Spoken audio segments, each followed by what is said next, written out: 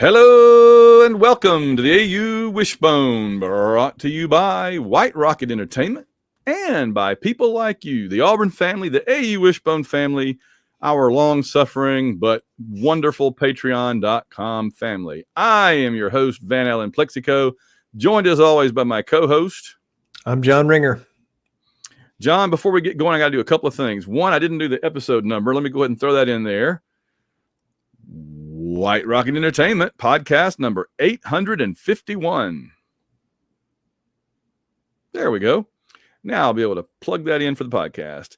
And the other thing, John, before we get into this week's Auburn sports, and certainly we have several things to talk about, I have two little tidbits. One is, I always say I have two kinds of clothing.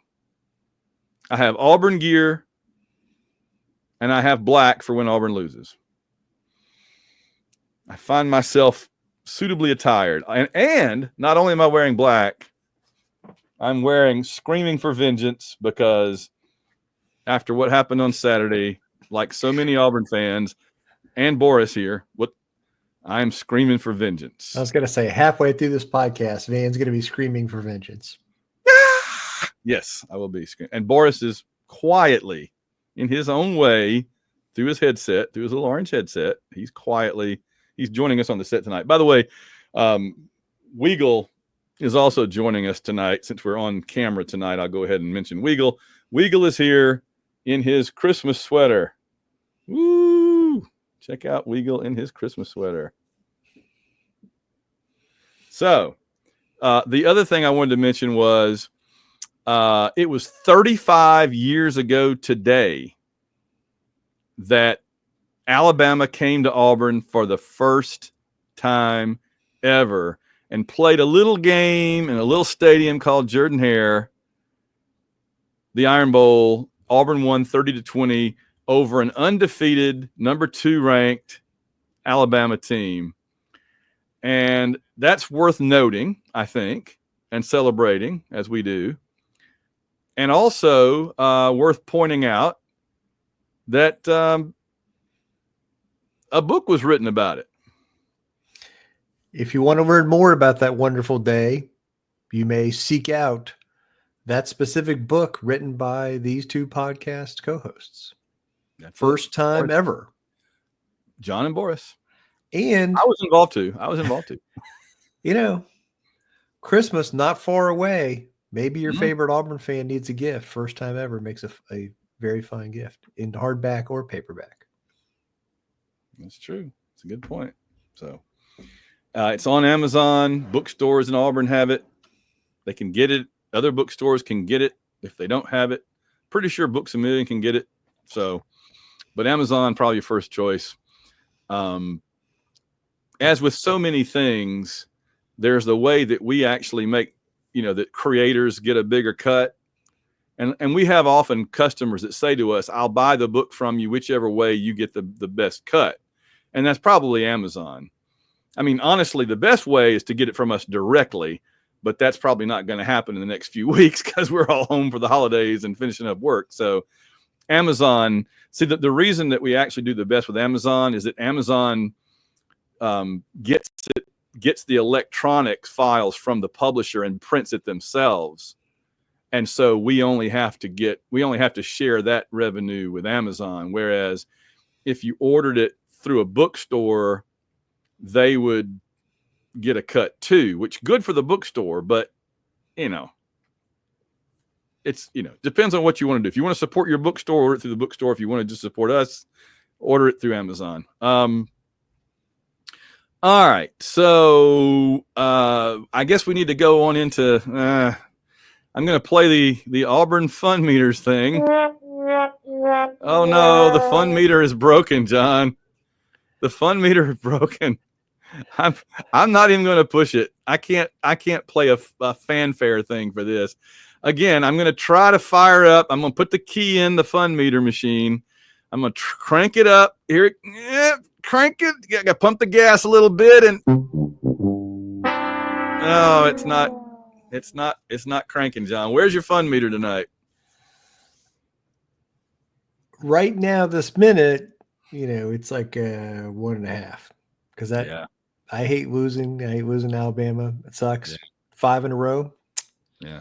and I'm mad about it. And again, we did the midweek celebration podcast for the Maui Invitational Championship, I'm so I'm so not even glad. counting that 11 from Wednesday. It's I know. I'm saying Tuesday. I'm so glad. I basically texted John after the Memphis game and said emergency podcast ? And he's like, yes, because I think we were both on the same page that we wanted to talk about it while it was fresh, and I knew that win or lose, the Iron Bowl was going to overshadow basketball games from 5 days ago, right? It just was either way, good or bad. So I'm glad we went ahead. And if you haven't heard that yet, there's a 30-minute special podcast episode on the pod apps about the Maui Invitational. So that was really cool. Now, So I was going to say, if you want a cheery episode, yeah, that's the way to go. I'm honestly kind of a 2, just because I know that we're playing Duke in 2 days from now, and I'm excited. I've again, shifted my attention to the Shooty Hoops team. I'm retroactive a 2.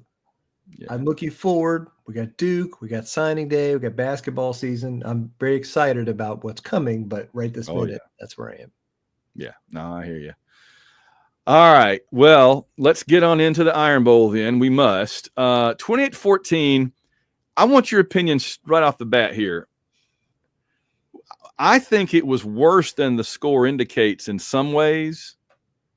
And in other ways, it's not as bad as the score indicates. In other words, let's put it this way. I felt like Alabama was going to beat us worse than 28-14 as the game was being played. But on the other hand, when you look back and see how we did move the ball and got all those turnovers off of them, it seems like a mirage in the other direction. 28-14 is like the midpoint between what it could have been and what it might have been. It's like an average. It's weird. I think that's very reasonable. We'll talk about the defense. They did not have a good day. Alabama scored 28 points. I think we only made them punt once, maybe twice. If we didn't turn them over, it could have been 56-14. Well, that's it. I was going to say we did not stop them from rolling down the field. We didn't force any 3-and-outs. They just rolled up, and then we made a play here or there to take it away, but we didn't stop them. That's it. I think that you're right. That's the thing. There was a point in this game that I thought the score was going to be like 42-6. And and there were points in the game I thought the score was going to be like 21-21. We're going to go to overtime. It was weird. Because here's the other side. We averaged 6 yards of play on offense. It's the most since 2014. Wow.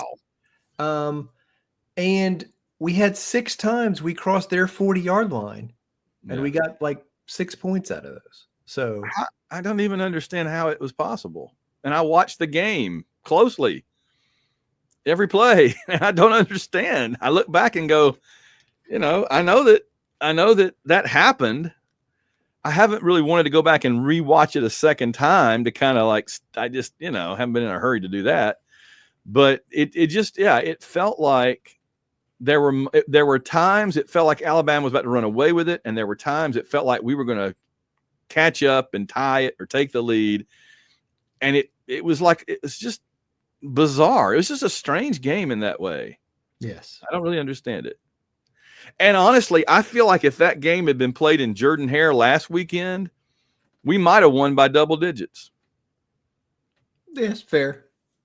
I mean, Maybe. I do think lost by double digits. Yeah, but I think us being in Tuscaloosa had a lot to do with the nature of the game you're talking about. I think us being in Jordan-Hare is a giant swing in our favor in this game, and us being on the road made it much harder. Gives me hope for next year too.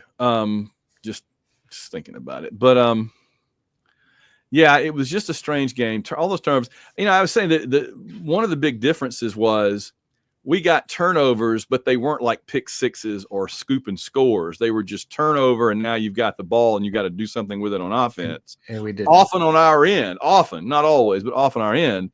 And that was very different. Oklahoma gets pick sixes. They got one against us. They got at least one against Alabama. And that, with a team with a limited offense, Auburn, Oklahoma, the little meme of the two hands shaking hands, and it has the two, Auburn and Oklahoma are like the hand shaking hands on limited offense, right? The difference is they have an excuse. We really don't. But their defense, that was the difference in the game. Oklahoma's defense was for one thing, they were playing in Oklahoma.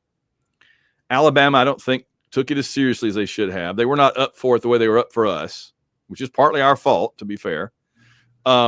But Oklahoma had enough defense and enough scoring defense and enough pressure on the quarterback and containment that we didn't have. That really was, I think, the difference in the game, was that Oklahoma comparing the two games, is that Oklahoma could score on defense on Alabama and could contain Milroe versus Auburn, not able to score when we got the turnovers and not able to contain Milroe.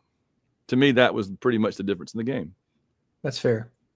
They also ran the ball and limited Alabama's possessions, and we couldn't do that either. So, yeah, and we got to talk about that, but we'll get to that. You've broken this whole thing down very nicely for us. Let's go point by point. So you like to start with apportionment of blame, which sounds like a part of Festivus. Today, for the 8 days of Festivus, we will do the apportionment of blame. Tomorrow, feats of strength. Today, apportionment of blame. And we start with we failed to capitalize on scoring chances, something that's happened a lot this season, but in particular in this game was just a giant glaring thing. We scored 14 total points, but we crossed their 40-yard line 6 times. We had one offensive touchdown. It's half of our SEC games. We scored one offensive touchdown. And I think I want to talk about some of these series of calls and plays in the red zone and what happened. There's 4 series I want to highlight real quick. First one, mid-first quarter, we get to the 21-yard line of Alabama. 1-yard pass, Thorne run up the middle, incompletion, missed field goal. Second series, we get to the Alabama 25, 7-yard completion to your favorite receiver, throw roll. False start penalty. This is a pattern now. Incomplete, turnover on downs. Early second quarter, we get to the 14-yard line. Incomplete pass, penalty for false start. Incomplete pass, field goal. Then we get to the 2-yard line. Oh, this is the one I was dreading. Thorne run up the middle. Rush, Jarquez run, loses yardage. Penalty, lose 5 yards. And 3 series in a row at the goal line. Penalty on the offensive line. Run the ball, field goal. Yeah. So I think what I see in that is Jarquez Hunter touched the ball once out of those 4 series, and it was that stupid we rushed and Alabama had everybody keying on him play. Yeah. We had 15 other plays in there, and he didn't touch the ball. And then the other one is the last 3 series all had false start penalties where we lost 5 yards and we were close to scoring. So I think that, and all those were on the offensive line. So I think it's, I know Alabama was really keying on Hunter and they were trying to stop him, but when we're at the 2, I don't care. I give it to him 3 times. Yeah. I would try, do something creative. It felt like every time we got the ball to Jarquez in this game, it was a handoff up the middle, right into the strength of their defense. We never did like a toss sweep. We never threw it to him in the flat. We never ran like a little screen pass to him. We were zero creative. It was all just kind of like one of those gap or zone, whatever, up the middle plays. And he does really well with those, but just think what he could do if we put him in space and gave him some blocking and stuff. Well, but also when we were doing that, Alabama was super keying on him and had everybody on defense coming towards him. Let's use, if they're doing that, somebody else is open. Something else is open. We can use him for play action more than we did. How about Fairweather down in the end zone? How about running the play that we used to run to Lutzenkirchen that we did on Alabama there? That worked pretty well in that end zone, that exact end zone right there. We're going to talk in a little bit. Again, one of my keys tonight is we don't get ahead of ourselves. And I'm very bad about that. I'm much worse than you about that, as our listeners know. But I'll just go down the rabbit hole the first time I see a furry ear, right? Not this furry ear. But I'll go down the rabbit hole. There's rabbits. I was not told there were rabbits. And so what I want to do is say we're going to talk about what Auburn can do next season to address that situation. So that is coming. We're not ignoring it. We're going to get to it. Okay. I had noted that the commentators kept noting that misdirection works well against that Alabama defense. We did it like twice to great success, but that was all. Yes. We had the one real throwback pass that worked well. We could have done some more of that. We could have done some real like fake to Jarquez, get the whole defense flowing that way, end around the other way, that kind of stuff.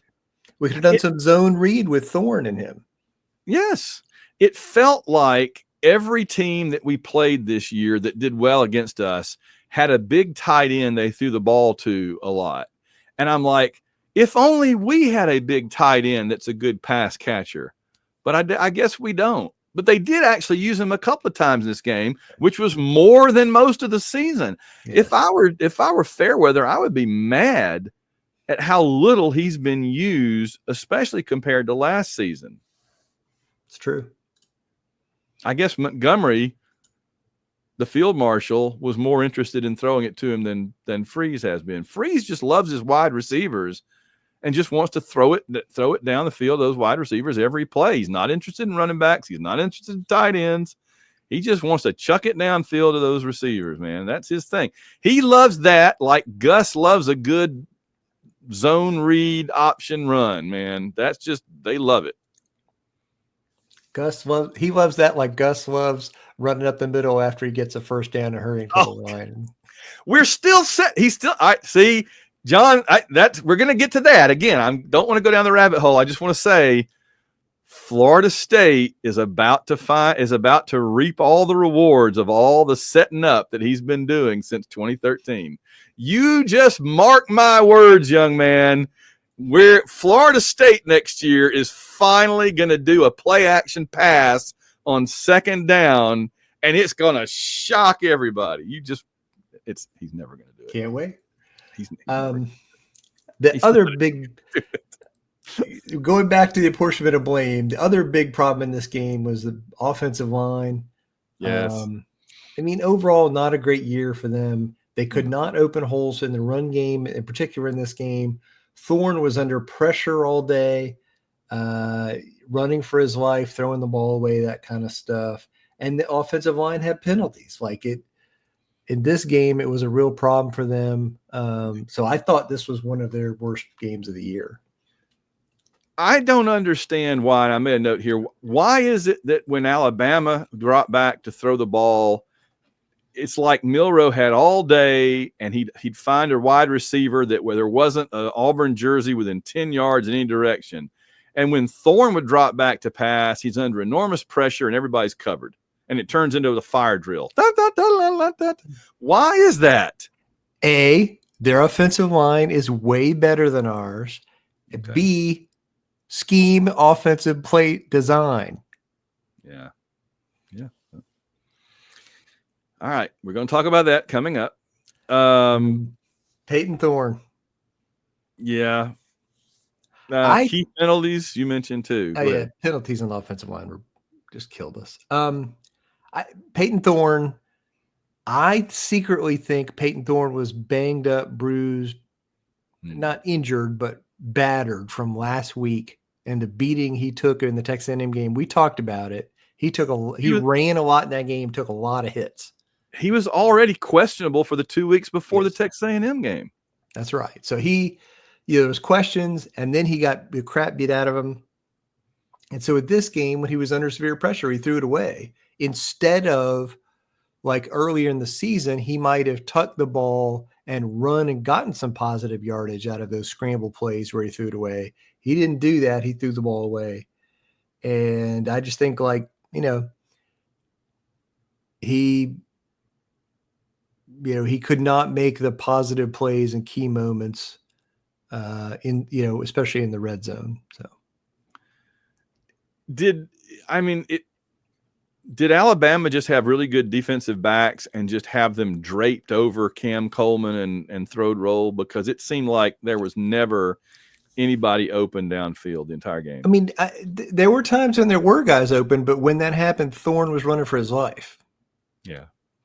So. Well, you couldn't see the receivers on TV. They were only showing the quarterback and everything. So, when you see Thorne drop back and look around and then throw it out of bounds or start running, you don't really know why, because we can't see that.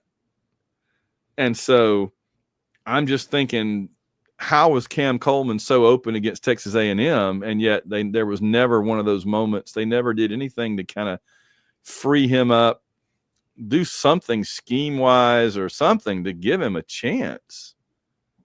I mean, I'm glad he got to touch the ball. I think he scored a touchdown, didn't he? He did. And I mean, again, there were other plays in the game where guys were open and Thorne missed him. There was a Keandre Lambert-Smith throw where he was open and Thorne missed him. That would have been a big play. So I think there was some of that too. Yeah. Oh, man. Well, we're not going to have to, for better or worse, we're not going to have to worry about Thorne anymore. Although there is a rumor. Let me ask you this. I'm going to pause this because we haven't got in the notes. I saw a rumor. I saw a speculation that there are not enough teams for the bowls, and they may have to invite some 5 and 7 teams. And Auburn is like number 2 on the list of 5 and 7 teams. What do you think? I mean, what I've heard is I don't think that's likely. Okay. I think we're going to be enough 6 and 6 teams, so I don't think it's going to happen. Okay.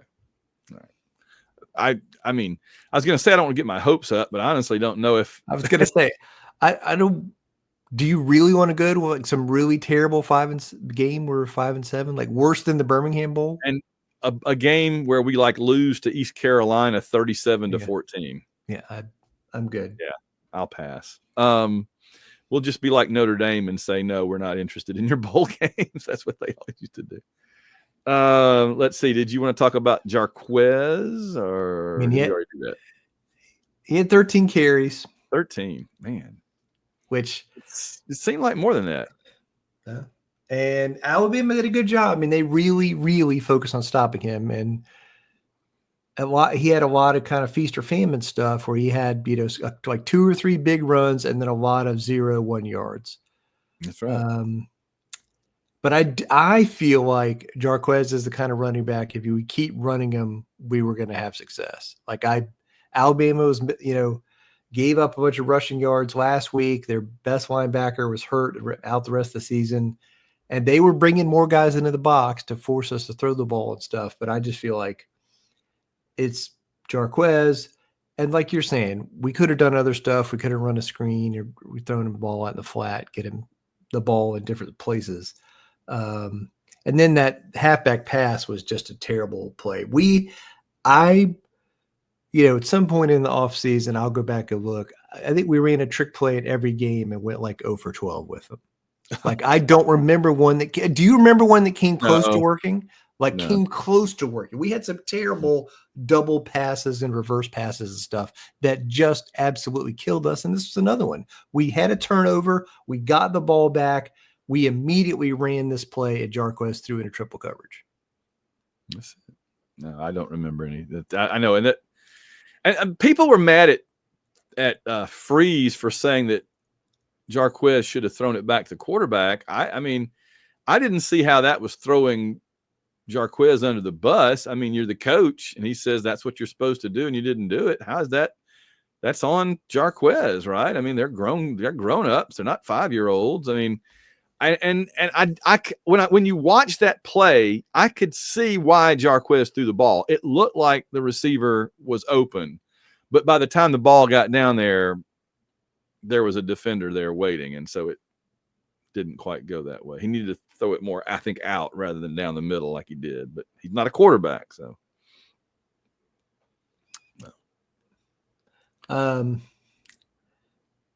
We certainly didn't fool him. That's all I'm going to say on that one, right? I mean, No. the idea of the play was Jarquez out there with the ball that could attract all the defense and leave people open, and it didn't happen.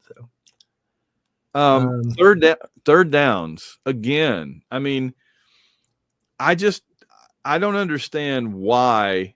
If we play this sort of bend but don't break defense where we only rush 3 or 4 and play everything back to not allow a big play, and that's all well and good. But if they're going to drive right down the field and score, you might as well at least try to tackle the quarterback, at least try to get a sack or turnover or something. I mean, I don't know. I think it works better against other teams. I mean, I talked last week. I thought we had a shot at stopping their offense, but I think their absolute failure in the Oklahoma game made them go back and reevaluate and change up a lot of what they were doing. And they, number one, we did a bad job on defense. This was the worst tackling game we've had since Cal. I mean, I couldn't believe it. The defense was really. Now I'm gonna. This hasn't been talked about enough, and I want to talk about this in terms of the defense allowing 12 for 18 third downs and a bunch of bad tackles. Our best young defensive back got hurt and had to leave the game and not play basically the whole second half. So we were playing Keontae Scott at cornerback, right? And because Jay Crawford got hurt and had to miss the second half. So we were playing Keontae Scott at cornerback. He had the terrible pass interference on the sideline when it was 3rd and 10 or whatever. And 2 or 3 of those drives after that, they targeted him and guys took advantage of him. But it wasn't just him. Like the rest of the defense had a poor tackling day. We got guys in space and we didn't tackle as well as we should have. And then I think we got some hits on Milroe. We turned him over some with some strips and some fumbles and some interceptions and stuff, but we didn't do a good job of basically containing him as a runner like I thought we would. 12 of 18 on third down. My gosh. 2/3. In the time of possession, you say that and I called our defense this season the rush 3 while the other 8 stand around and apparently eat popcorn and watch defense, which is not a great way to run a defense, I don't think. And it's funny, too, because there's things about our defense that I really like, and there are times that it's very, very effective. And I'm not, out to fire our defensive coordinator or anything. I think he's done pretty well. But there are times that it just absolutely makes me pull my hair out.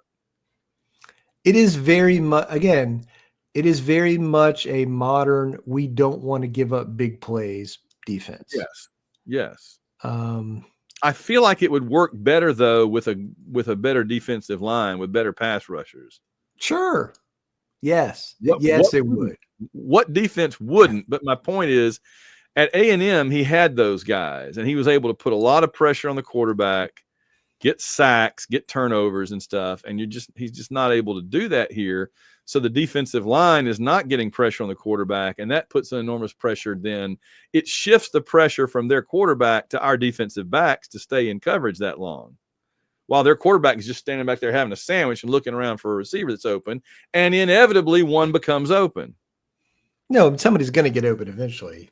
That's going to happen. But no, you're right. I think better defensive line will make that scheme look much better and smarter than it did. Right. Yeah, it's too bad. And then special teams. I mean, we missed field goals and we didn't try field goals because we knew we weren't going to make them. And that put us in bad offensive situations. And then we again somehow lost the field position battle badly all day. We were inside, starting the ball, seemed like inside our 15 every drive. Yep. It's like all season it's been that way. And then I want you to describe your emotions watching an Auburn player attempt to field a punt in the Iron Bowl. Don't. Just don't. Now, see, I realize that Just say no, says Van Plasky. Yes, don't. There are two things in football that I have very strong feelings about that came out a lot this year. And we're going to talk about one of them in a bit, but that's don't go for two if you don't have to, Georgia. And that is just don't field punts. And I was going to say, I do realize that not fielding punts makes you start in bad field position, but please tell me how that would be worse than this year, what we did anyway. I mean, some of them might have rolled in the end zone. Yeah, exactly. Catching the punt on the 1 yard line, if you're the receiving team, I mean, it's dumb. Yeah. Don't go for two unless you have to. And just don't. To me, fielding a punt is a risk reward proposition. And I look at it and go, the reward is that it doesn't go back to like the 1 yard line. If you field it, it doesn't roll back to the 1 yard line, and maybe you get a good return, maybe. But the risk is that you give the opposition a first down as if they've just completed a very long pass. That's right. When you've just held them out, made them punt. And so to me, the risk outweighs the reward there. I would never field a punt if I were a coach. And let them hang me. But I would never field it. That's not a Kingdom of Heaven reference. That's a Gandhi reference. Ha ha ha ha ha ha. You can't count that one. It was from Gandhi. That was not from. All right. So I thought it was a Hal Mummy reference. No, I like it. Hal Mummy's philosophy was don't punt to the punt returner, which is kind of the converse, right? See, this is what's great. If I coached against Hal Mummy every game, nobody would know my rule because there would never be a circumstance where I would be in a position to catch him for my guy to field a punt, because he would always punt it out of bounds. He always would say, I would rather not have a return at all than the possibility of a return for a big yard or a touchdown. So I always like that. I like his thinking outside the box. I think it's good. And that was Malcolm Simmons, which I'm just like, oh my gosh. But yeah, the field position battle all day. Again, it's been that way almost every, if not every game. Somebody needs to go back and look, and we've got listeners that'll do this. Lord help us, and Lord help them. Go back and look at this season's boxes and whatever, or videos even. We've lost the field stats exist. You can look at Auburn's average starting field position versus the opponent. We've lost it all season. Yeah. I don't know why, but we've lost. Because we have tried to field kicks and we still end up on the 1 yard line. So who knows? All right. You have a note here that we should talk about our immediate thoughts and feelings at this moment, now that the season is over. So I have a couple of thoughts, but you go ahead and tell us. No, I mean, I just want to, we'll have some, again, it's a freaking podcast. We're going to have plenty of time in the offseason to talk about how we feel about this season and looking forward and all that kind of stuff. But I just thought, like, the season is over now. We should take a few minutes and talk about what do we think about the current state of Auburn football, where it is and where it's going. Okay. Well, I had a couple of notes about the game itself, and then I can kind of expand beyond that briefly. All right. Start at the game and build on it. Go. All right, starting with this game, 5 in a row now, which absolutely burns me up because they had not won more than 3 in a row against us since Bear Bryant. Mm-hmm. Saban never won more than 3 in a row against us, which now they've got 5. And that first time since the 1970s streak that made me miserable all the way through elementary school and high school. It just burns me up. I can't stand it, especially since we should have won 2 of the last 3. We should have won 2 prior to this. 21 and 23? We had them. You have to drive the stake into Alabama. You can't just stab Jason and leave him lying there on the carpet, you got to cut the head off and stab him with the wooden stake or whatever. I'm mixing my monsters, but you get the idea. Burn it. You burn him, absolutely.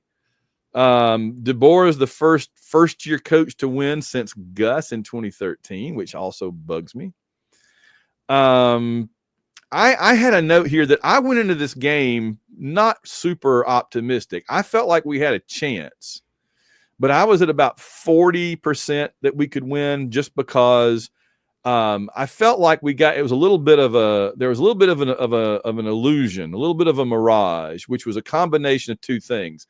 Alabama looked bad against Oklahoma, and Auburn looked good against Texas A&M.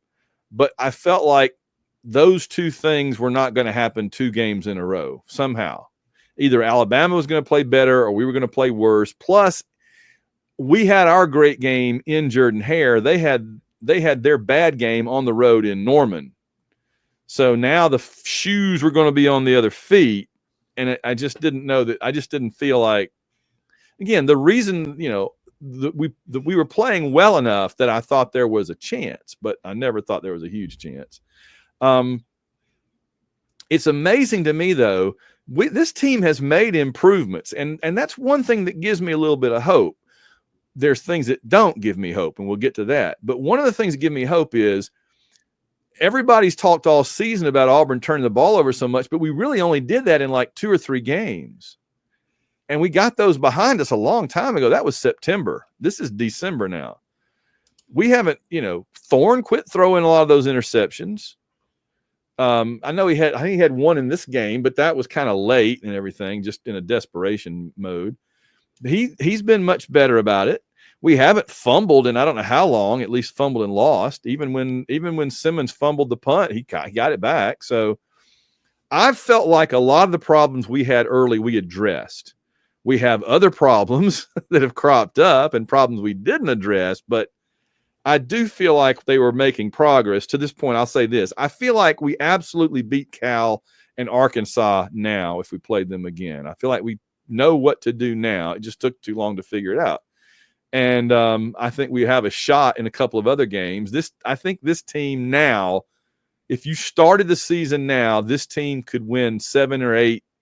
Yes. 9, which is kind of what we look for at the beginning of the year. By the end of the year, they were playing almost like what we wanted them to look like in September. But I think part of what you're saying is some of why people are frustrated, because you feel like this team underachieved a little bit based on what their ability to play is. They should have won more football games. Yes. Yeah, it's the whole thing has been this is the best 5-7 team in the country, or one of the best 5-7 teams, right? In other words, they're better than their record. That's been the line on them for months, is they're better than their record indicates, and that's because they lost some boneheaded, stupid early games they never should have lost. I mean, we didn't have them beating Texas A&M at the beginning of the season, so I mean, I think that game gave us a chance to have won maybe 9 games, if we had it to do over again. I still don't understand how we only scored 7 points on Vanderbilt, but that's anyway. So, but then I look back at the whole season, and again, I just feel like my feelings for the whole season are the team ended up about where we thought they would start. It just took them months to get to where I think they should have started the season. Gus used to take 3 games to kind of figure his offense out and go from there. And I felt like it took Freeze 11 games to really figure this team out. And even then, he did stuff that I just wanted to strangle him sometimes. Yeah, I mean, he does. I'll put it this way. Freeze will do stuff on offense that I wouldn't do and wouldn't advise, and it'll either work, and I'm like, wow, that worked really well. We got a touchdown there on that play. I would have never called that play. Or it'll blow up, and we're like, God, that was stupid. Why did we do that, right? So he doesn't call plays the way I would, and it's very frustrating to watch because you feel like, what is he doing? Why is he doing that? So we're gonna get to that. So did you have any other thoughts about in terms of this moment, the season looking back? I mean, the 5 in a row thing makes me mad also. I'll be super clear. Like, it's very frustrating. I'm tired of losing to Georgia and Alabama. And that, we're going to, in a second, we're going to switch to next year. And that just puts pressure on next year because those games freaking matter. I think, one of the things you made a good point about this team and the way they lost games. Some of it was boneheaded stuff. And one of the things that I want to see next year is a lot less of that crap.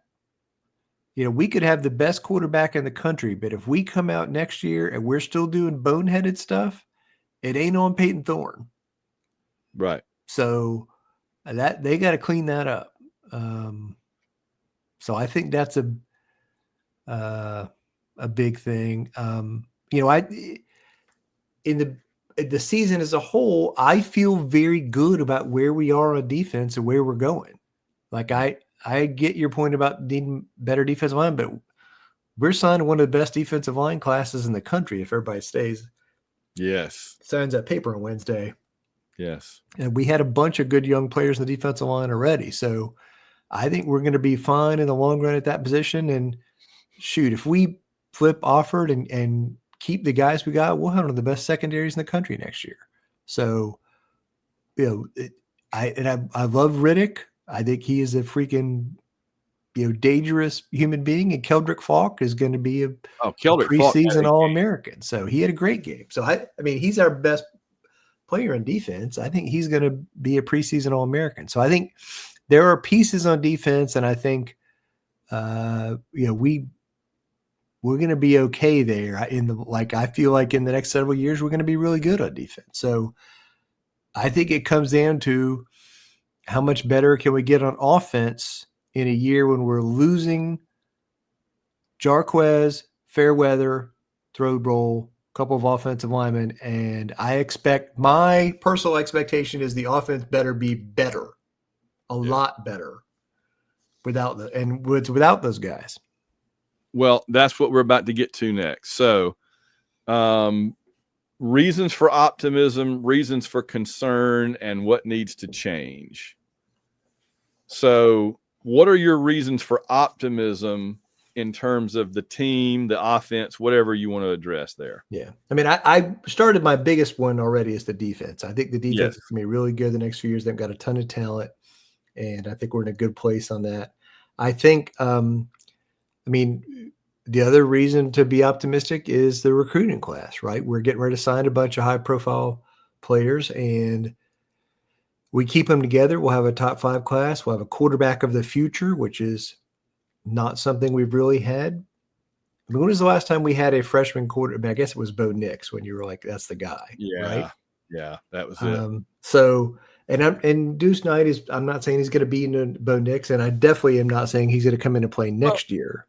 We were excited about Walker White, but not to the level of, he's going to be a game changer. Just, we've got a good, solid guy coming in that hopefully in 4 years will be will be able to contribute.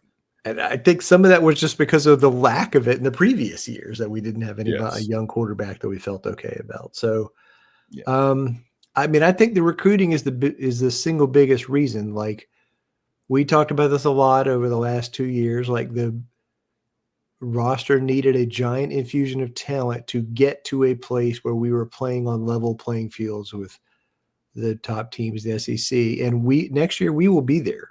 We will be at that place talent wise. And so I think that's the single biggest reason is that we'll, 1 to 85, we will be able to go toe to toe with other top SEC teams.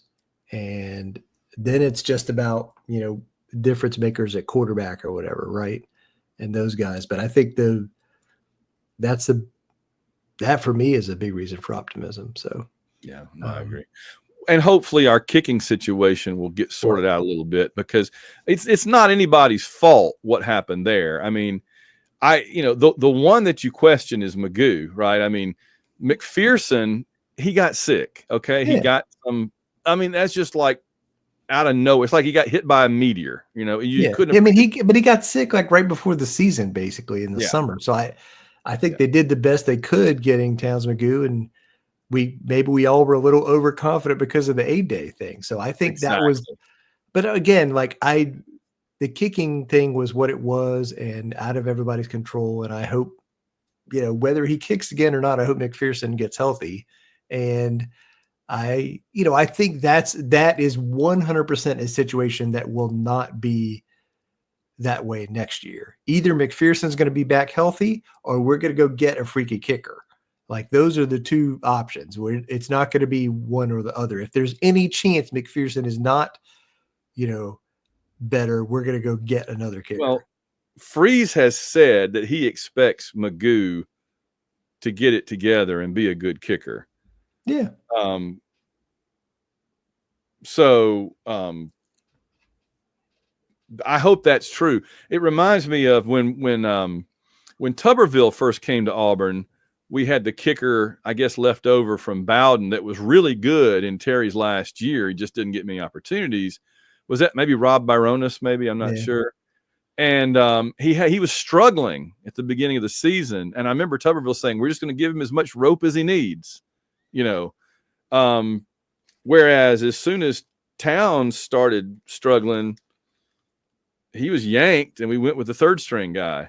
I was a friend of my Oklahoma friend was texting me during the Iron Bowl and said, "What's the deal with your kicker? How come you guys don't have a good kicker?" And I said, "Oh, just sit back and let me tell you the ballad of Towns McGoo and McPherson and Birmingham Southern." And I explained the whole thing, and he's just like, "That is unbelievable." He said, "That is just the whole story of the three guys, including dude's university closed around him." And he ended up in Auburn and played and won the game basically against A&M to a certain degree. But also, like, think of at the macro level over the course of 12 often very close games, having bad kicking again and again was a giant problem for Auburn.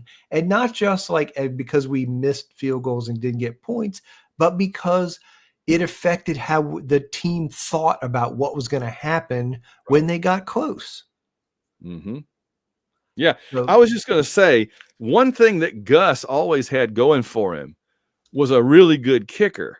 Always. We had a really good kicker under Gus, which meant that every time Gus's offense would inevitably stall out on like the 25-yard line, we could get 3 points out of it. That's how Daniel Carlson got so many points, as he was on those mid-teens teams that we had great 20 to 20s yard line offense, and we would stall out. He'd kick all those field goals for us. So it's too bad Freeze didn't even have that. He had a great kicker last year, but it just didn't work out. So anyway, enough about the kicking. Reasons are for concern, and I think we need to roll that on into like the situation with the offense. And do we want to? I'm tired of waiting. Hit it. Do we want an offensive coordinator? Do we want Freeze? Is Freeze just going to do it unprovoked? On his own. This is my opinion, John Ringer. I don't believe he will do that. Like,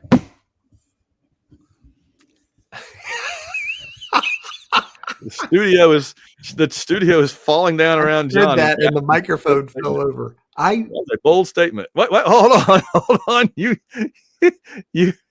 where did it go? Oh no.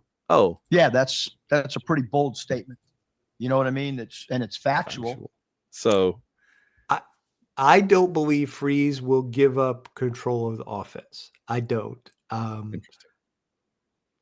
I think it would, in my opinion, it would be best. Like, I think he'd be great if he would be the CEO thing, be the recruiter, make the big calls here and there during the game. But go out and hire somebody who's like on the cutting edge of college offense, is scoring 40 points a game and rolling down the field. I don't think we're going to do that because I think he enjoys that part of it and wants to do it. But I think he's backed himself into the Gus box where he is the offense. And so I think I don't think he can let it go. I think it's tied to his identity, and giving it up is like some admission that he failed. and I don't want to go. I've seen this movie before. We saw this movie 12 years. with Gus. Podcast for 12 years. With Gus, we saw this movie like 3 times. Yeah, I mean, with Gus, I don't have a sound clip for this, but I can just do it. Here was Gus. I need to call the plays. I'm the offensive coordinator. I don't call the plays. Time passes. I'm gonna go ahead and just be the CEO. We're gonna bring in offensive coordinator. Time passes. Yeah, I really need to call the plays. I'm the play caller. That's what I'm gonna do. That we're just gonna bring in kind of a manager for the OC. Time passes. I need to call the plays. Time passes. I'm just gonna be the CEO. Back and freaking forth we went with Gus and his offensive coordinators, and so. If we're going to start that dance all over again, I don't even know. I'm just going to jump off a bridge. I just, because he did that, John. He did that last year when he came in to the program. He said, I'm going to bring in a great offensive coordinator. And he and Montgomery couldn't see eye to eye. He wanted more creative control. And that's why Montgomery's not here. Not because Montgomery was a complete idiot. Right. No, in fact, I thought Montgomery's play calling was better than Mike Bobo's, who is currently calling plays for the certain Bulldogs over in Athens. Again, I mean, it's kind of funny. The team that might win the national championship has the offensive coordinator that couldn't find his way out of a wet paper bag for our offense 2 years ago, or 3 years ago. Yeah, 21.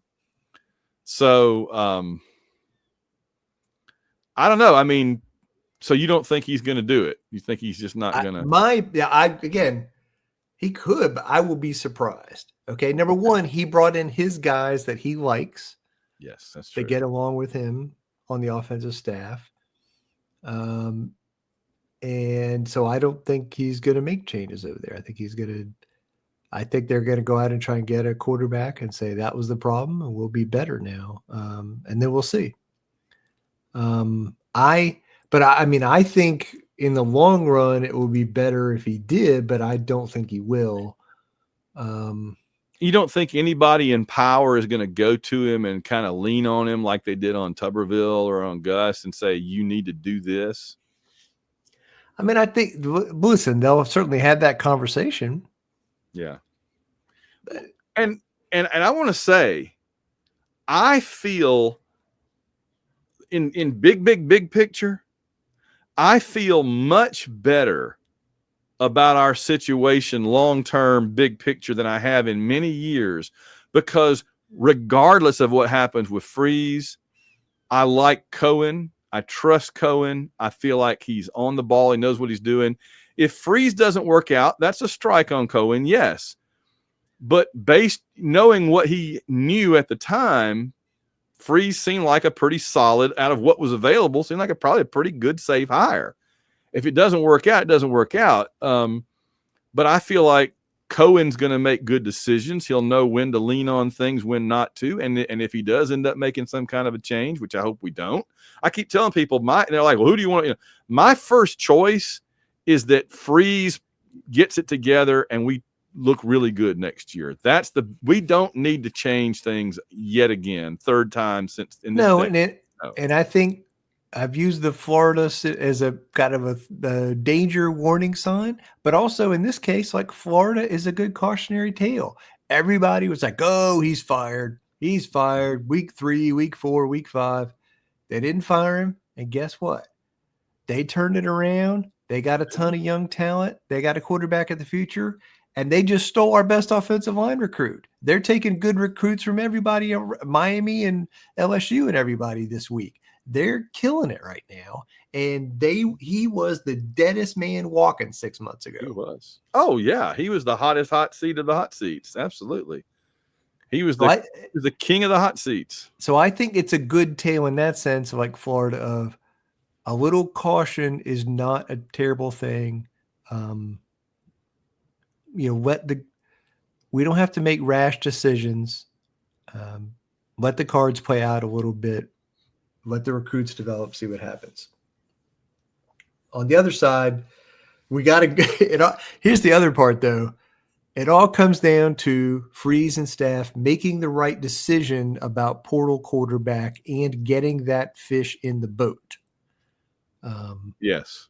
I think one of the reasons we went and got that Will Redmond guy from LSU in the offseason was we were doing a bad job in the portal of guys that we wanted were ended up going to other places. Like our portal strategy was bad. Yeah. And we were like, oh, we treated it like recruiting, like we'll be the fourth visit. And then they never got to visit 2.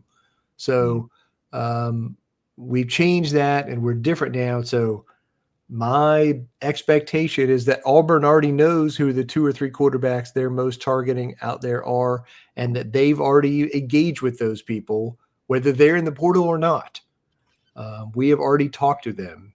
And this is 2024. This is what cheating in college football looks like.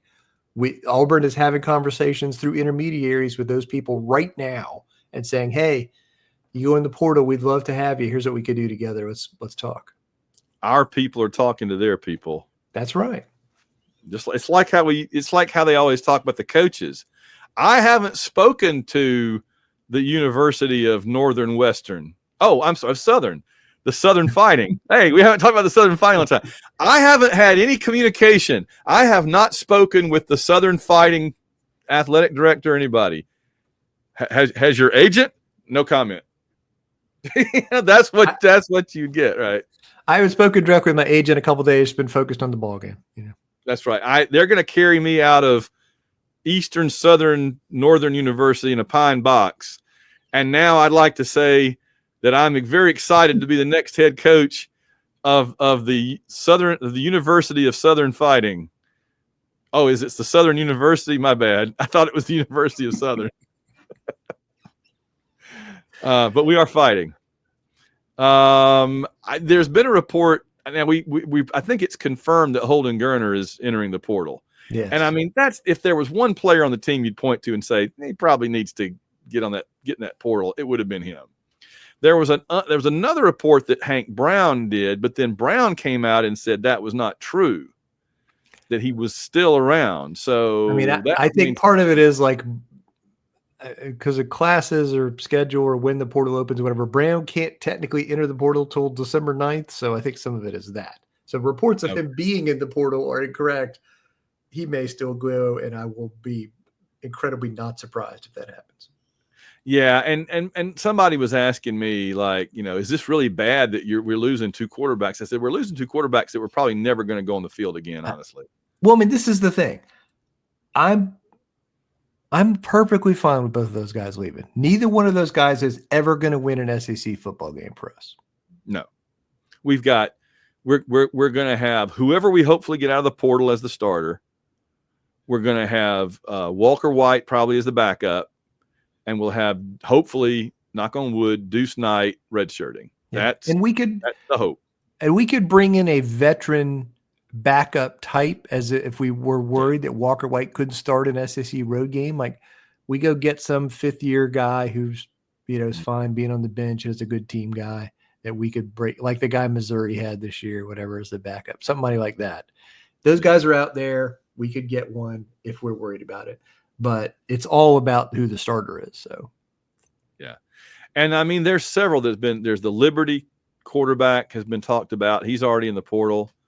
There's the Southern Cal quarterbacks in the portal. USC quarterback. Yep. I don't know much about him. He's the guy that beat LSU. He's not bad. I mean, he got benched, but he's not bad. The guy I want is my first choice is the Washington State quarterback. Okay. Mateen. I'm going to read you his stats while we're sitting here. Again, a fun offense, a good player. I feel pretty good about him. Mateer, 65% passing, 29 TDs, 7 interceptions, 261 yards a game, and also led the team in rushing, average 5 yards a rush, almost 830 yards rushing. So all right, he could play. Anything else about the Iron Bowl, the football team, I've got an SEC thing I want to do really quickly, but first we have one other thing. So what else? What I mean, all I want to say about the team is signing day's Wednesday. Portal's getting ready to open. Next week, we'll spend some time looking at signing day and roster turnover, and we'll have plenty of speculation time after that. We will get to it. This is possibly, John, the last time I will get to do this.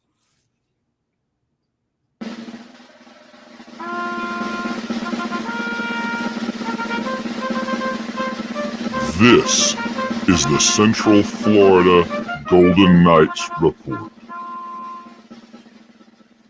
The posse was coming for Gus. He found a way out.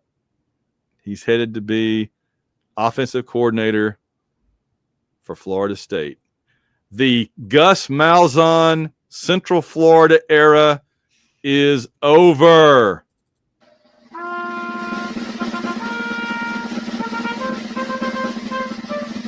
This has been the Central Florida Golden Knights Report. All right. What was your immediate reaction when you heard that news? Had to be The Onion, a parody. Had to be fake. Couldn't be real. No, I mean, I get that. I was like, what the heck? The thing I'm maddest about is that I genuinely like Gus. Yes. And I hate Florida State with the burning fire of 1,000 suns. And it's not, it's not going to make me like Florida State. I know. I was not happy with Central Florida going all the way back to 1998 when they came to Auburn and were jerks to us. I really didn't like them the way they ran their mouths the year that we played them in the Peach Bowl 2017. But when Gus went there, I thought, well, I'm going to cheer for Gus and his team regardless of whether it's Central Florida or not. I'm going to cheer for him to do well. I like Orlando. I like Gus. You know, now I'm back to hating. It's like when Terry Bowden. It's like when we fired Terry Bowden. The first thing we said was, now we can go back to hating Florida State, right? And it's the same thing. I can go back to hating Central Florida. That's good. But it is weird to see Gus. He went to the team that beat us in the Peach Bowl, and now he's going to the team that prevented him from winning a national championship. It's kind of odd. At least he gets to stay in more kind of, well, no, Tallahassee's a little further north, but he gets to stay in the bulk of Florida somewhere there. So he probably doesn't have to, maybe he'll commute. He probably got a really nice house in, outside of Orlando, and he can just commute up to Tallahassee every day. I don't know how long a drive that is. Probably longer than I think it is, because Florida is a long way, long state. But the money he's making, he can take the helicopter. So, yeah, that's true. So Mike Norvell, right, who was one of his proteges. Yeah, it's going to say Norvell's one of his buddies. I mean, the other part, though, is like, if you hire some young up-and-coming head coach to be your offensive coordinator, I get that.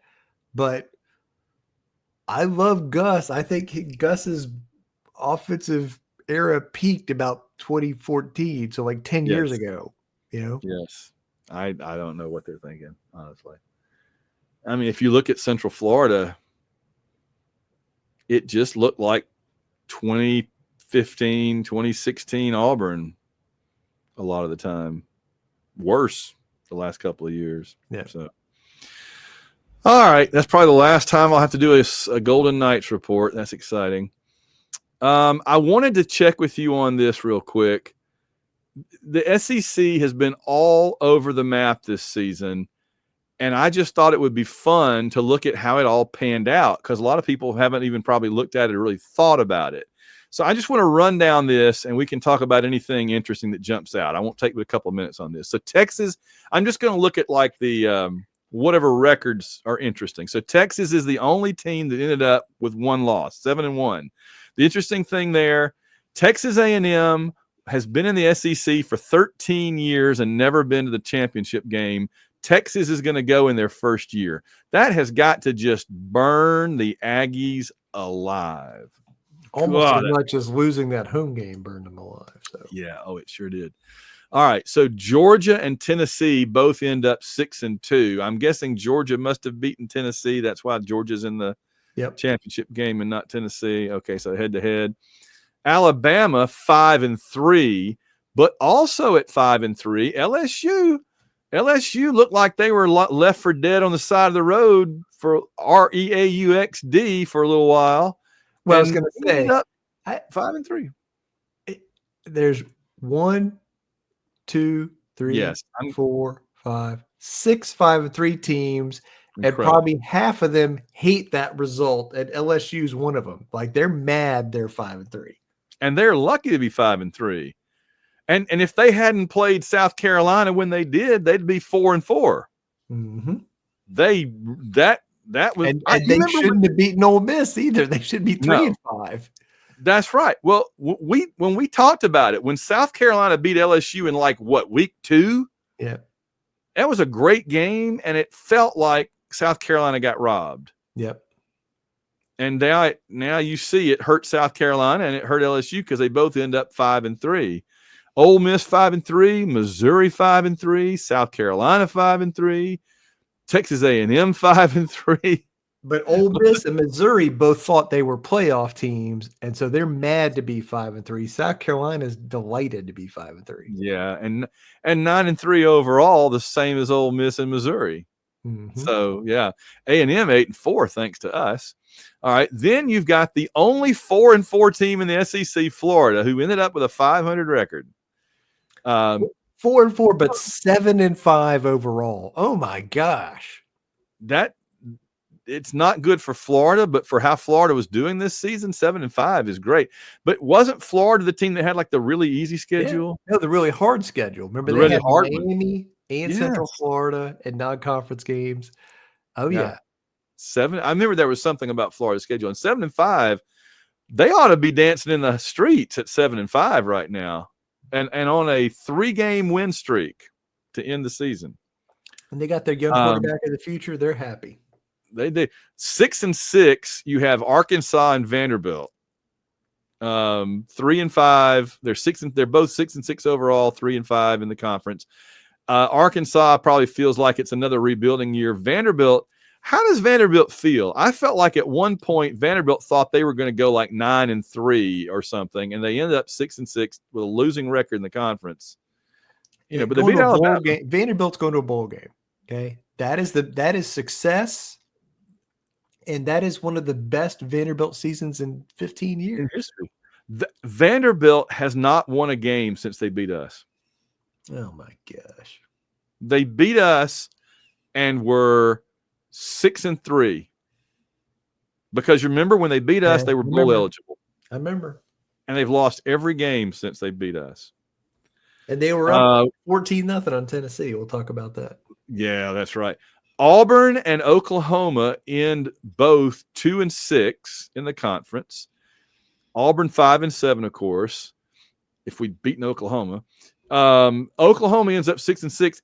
It's like, did somebody predict Oklahoma would go 6-6? I don't remember that. It was me. I predicted it. It was Boris Tiger, #1 predictor. 6-6 Oklahoma. It was me. And then Kentucky 1-7. What, I mean, are they going to do anything at Kentucky? 4-8 overall. There's rumors he might retire. That's a bad Kentucky season, even by their standards. Yeah, they've been going 8-4, 9-3. But they've been that was several years ago. They've been kind of they have been kind of sliding down. And then there's the fight song of Mississippi State. They're there sometimes just to make the rest of us feel better. 0-8, 2-10 overall. That's a Vanderbilt record. That's like they have the Vanderbilt record this year instead of Vanderbilt. And so, of course, of all the years that we didn't play them. I know. I mean, because also they had the worst defense of the conference by 100 miles. That we would have loved to play that team. I mean, we've played Mississippi State every year since Noah's Ark, and we didn't play them this year when they're the worst team in the conference. Yeah. Wow. So we beat the number 15 team. We should have beat 14, but the pick 6. We should have beat. We're 13. We should have beat 12, but we scored 7 points on them. We lost to 11. Again, in a game we had 5 turnovers. We beat number 9. We should have beat number 7, Missouri, and then Georgia and Alabama. So we had a schedule this year, as it turns out, that was more manageable than we thought. We didn't play number 1 Texas. We didn't play number 3 Tennessee. We didn't play number 5 LSU. We didn't play number 6 Ole Miss. That's not a bad schedule, as it turns out. And it'll be pretty much the same next year with Alabama and Georgia at home, theoretically. All right. Well, that's enough of that. I just want to go through that. I just thought that would be interesting. Let's see. I pointed out 35 years ago today, undefeated Alabama came to Jordan-Hare Stadium for the first time ever, and Auburn won. You can get the complete story by going to Amazon.com and looking up First Time Ever by Van Plexico and John Ringer. And it's in paperback, and it's in hardback. And I don't think it's in Kindle. I can't remember. Maybe not. But anyway, it's certainly in hardback and paperback. Makes a great Christmas gift. Let's talk very briefly. We did an entire podcast about the Maui Invitational. We love the basketball. We love this basketball team. We're already an hour and 12 minutes into the show, though, so we're going to move things along here. But we are now number 1 in the CBS Power Rankings ahead of Kansas. In the AP poll, we're number 2 behind Kansas. That's fair enough. I don't want to peak yet. Don't want to peak yet. Not in a hurry to peak. But check out our celebration podcast from a couple of days ago if you want to hear us raving and celebrating the big Maui win. And who we got next, John? Wednesday night at Cameron Indoor Stadium. Duke is Duke. Duke. You know what? I was going to put that back on the soundboard just for this, and I forgot. But I have the folder of the raw audio open. Certainly Duke is Duke. They're on TV more than Leave It to Beaver reruns. Certainly Duke is Duke. They're on TV more than Leave It to Beaver reruns. And, Jackie, Bobby, get in the jet. We're flying down to Dallas. So that's next. So 9 p.m. Eastern on ESPN Wednesday night, and it may start later than that. We're after Alabama at North Carolina in the early slot. So those copycat. We played Houston, so they played Houston. We played North Carolina, so they're playing North Carolina. A bunch of copycats. This is the ACC SEC Challenge, so those teams are assigned to them. Yes. So, Duke is an excellent team. They are in the top 5 in Ken Palm and a bunch of other advanced stat rankings. They're the number 1 defensive team in Ken Palm. So stop me if you've heard this before. Auburn's getting ready to play a basketball game against a really tough defensive team like Iowa State, like Houston. There will be times in this game when between the Duke and their talent and their defense and that environment, when Auburn has problems scoring. Okay, that's gonna happen. It's gonna happen. We're gonna Duke is the tallest team in college basketball and the number 1 team. So unlike some of these other teams we're playing, they got guys that are bigger than Broom and are bigger than some of our perimeter players that could cause them problems. So I think this is going to be an interesting matchup from that perspective. They got Cooper Flagg, who's is a forward, the future number 1 pick. They got 3 guys who are projected as top 10 picks. Okay. They got a 7'1" center. They got a shooting guard who's really good. So a lot of this matchup is fun because it's like Duke talent and youth and home court advantage against Auburn's experience and kind of proven roster, but also kind of battle-tested team from the games we've already played. I think it's going to be really fun Wednesday night. Can't wait to watch. I'm looking what you typed here. Cooper Flagg, Con Knuppel, and Kaman Mauach. And I think if Jared were here with us tonight, he would say, John, you just made those names up. Those can't be real people. I did not. Those are real people, and you'll know them soon enough. No, soon enough. We're going to find out. It's funny. I was going to ask you this. Duke is always, or almost always, really good, but in different ways, right? In different ways. And so you're saying that this year, the way that they're good, the different way they're good this year is a combination of the fact that they have some really good NBA talent and they've got really tall players. Yes. I mean, their smallest guy is like 6'6". But we've got tall players. We do. But I mean, but I'm just going to say, like, normally our guys on the perimeter, are playing against guys they may have the same size or they have an inch or two on, right? Denver Jones is playing against somebody he has a little size on. He's going to be playing against somebody that's bigger than him. And the same, when Pettiford comes in, he's going to be smaller than their guys. So Chaney Johnson's going to be smaller than the guys he's playing against. So I think that's going to be, again, I'm not saying those guys are better. I'm saying they're just taller. So it makes it hard for us to get some of the shots we like. It'll be interesting to see if, Broom and Cardwell and Chaney Johnson can have success inside against them. And if they can have success inside against us, I don't know. And I'm a good outside shooting team too. So, oh, great. Why not? Just throw that into. They also are fantastic Renaissance painters. It's amazing. They do everything. I'm expecting they're going to block us a bit, right? We're going to try to go in and go up, and they're going to be blocking, rejecting. Janai's probably going to struggle to get his shot off inside. That's Duke's plan, but Broom is playing as well as any player in America right now, so he may be fine.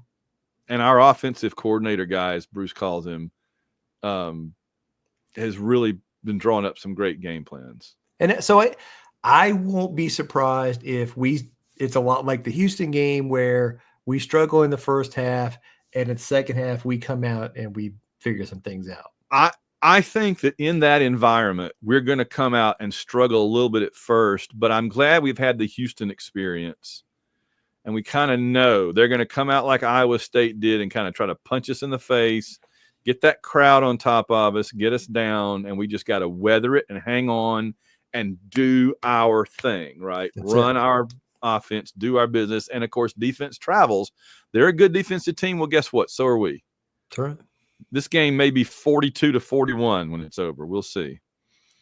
Then we've got Richmond on Sunday, early game on Sunday. A weird time slot for Auburn, Sunday noon Eastern, SEC network. That's 11 Central when people in the loveliest village are in church. What in the world are they thinking? I didn't schedule the game. I don't know. It's weird.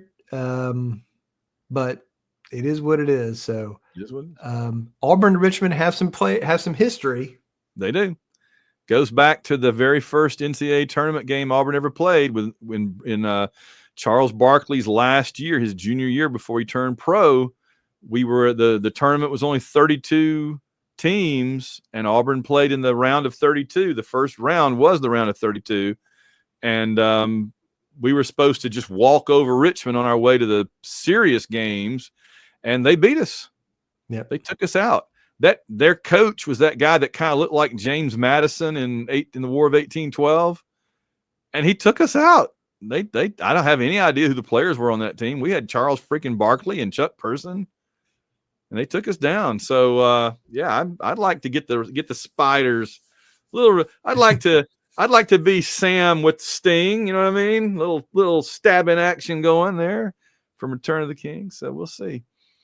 Moving right along, so we're not here all night. The college football pick'em. How's that looking?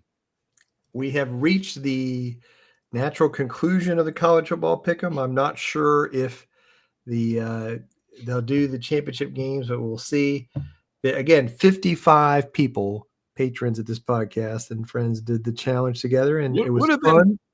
Would have been 56 if I ever got around to it, but I never did. So that's fair. Van certainly would have. I finished 22nd. Which again, I'm not happy about it, but I will say, I lost. What was Auburn's record this year? Blame yourself. Ouch. We were 5-7. 5-7. I missed 36 picks. I picked Auburn every single game, so there's 7 right there. Okay. I would have been in the top 10 if I hadn't picked Auburn every game. Oh, that hurts. That hurts. It's okay. It's fine. Our current leader, and it looks like winner, is UMass Hate Week Forever. Yes. Followed by Frosty, Someone Knows, Daniel Knows, Frosty! and 2021 basketball bracket champ. Wow. Look at them. Okay. So spreading it around the talent. Very nice. It was Very was good. a tough week, with the picks this week. A lot, you had Texas A&M, you had South Carolina Clemson. That was tough. For some reason, I picked Kentucky. I have no idea what I was doing there, but okay. So it was a lot of fun. We're definitely going to do a bowl pick'em, so stand by, watch for that. Can't wait for the bowl pick'em. We are one race away now from finishing the Fantasy Formula One League, and I won't spend but 2 seconds on this just to say, with one race to go, Lane Middleton's non-offensive name has a 160-point lead over my Alpha Plexi team in second place, and then Toro Plexico, my other team, is in third, and then Joshua Corbett, Tiger Transit, is in fourth. Lane's other team, Qualified Disaster, in fifth. And Ringers, Alexandra Ringer is up to 6 ahead of Eric Morgan. So way to go to Alexandra.